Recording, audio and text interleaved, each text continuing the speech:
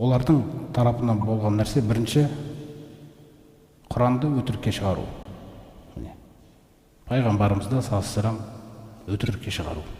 Одан кейінгісі өтірікке шығарғаннан кейін өтірікке шығармайтындар көйіп кетуі мүмкін ғой. Екінші нәрсе не? Ваясуддуна ан сабилилля. Екінші енді өздерінің санын көбейту үшін шындықтың жолын бөгеу. Екінші күнә кетті. Үшіншісі ваябғунаха иважа дейді Алла Тағала. Енді ана тура жолда қисық қып көрсету керек. Мысалы бір айналар болады ғой.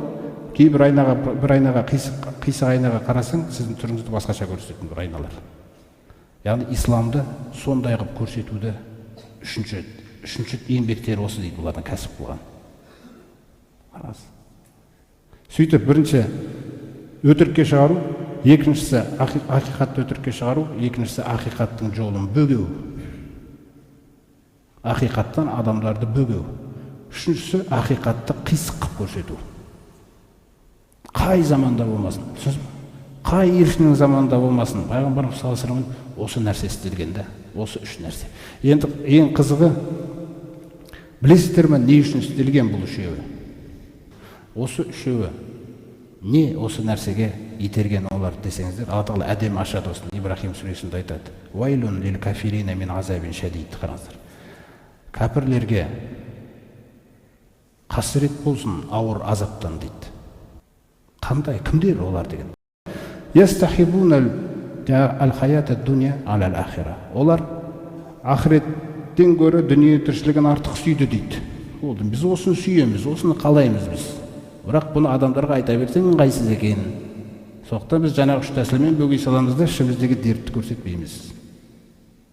Ортақ қылып жібереміз кейін дүниені. Бәріміз дүние тіршілігін артық көретін болып кетеміз ақыреттен. Ақырет сосын жайына қалады.